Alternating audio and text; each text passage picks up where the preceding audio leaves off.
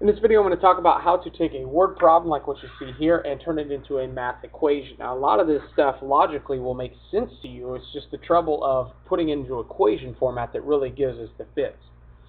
Say, for instance, we got a basketball game. One team's score is 2 points less than half of the other team's score, which is X. What is the difference in the scores? Now, the question is, the first thing we have to figure out is, what does this X stand for? And so we have two teams that are playing. I'm going to call them Team 1 and Team 2. Okay? X stands for, see, in a basketball game, one team's score is 2 points less than half of the other team's score, which is X. So that should be assigned to us that X is the other team's score. They've scored X points. Now maybe it'd help us out now to put a number value to this. Let's see if I can arrange this again. Let's put a number value to this. Let's say that Team 2 scored 10 points. How many points did Team 1 score then? Most of you could tell me then, well, what I'm going to do is I'm going to take that 10. I'm going to figure out what half that is. That's 5. And then I'm going to subtract 2 from that. That makes it 3. So if this is 10, Team 1 scored 3 points. And I could go through with a number of different values. You could give me the answer. The problem is writing the math equation that will tell us the answer no matter how many points we got here. A general solution then, if that's what you want to call it. So what we got to do is we have to understand then the first step we did in calculating Team 1's score, whenever we did this with real numbers, with 10 points, is we took half of 10, right? And so let's do the same thing here. Let's begin by taking half of 10. That's taking 1/2 of X. Or we could say this. We could say 1/2 of X, multiply it by half, or we could divide by 2. It really doesn't matter, to be honest. After you found that out, so that gives us the 5 points that we were looking for.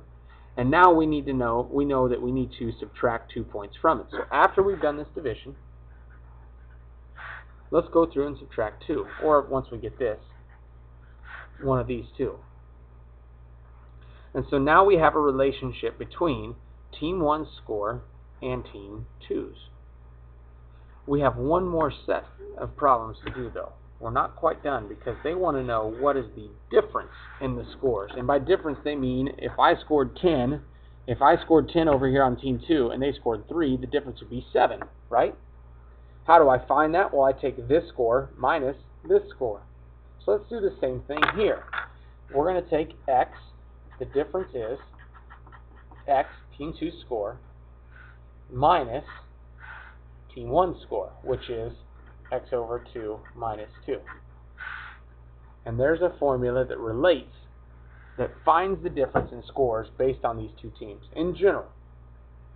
Now I need to go through, I need to do a little subtraction. I've got X here, a full X, and a half an X.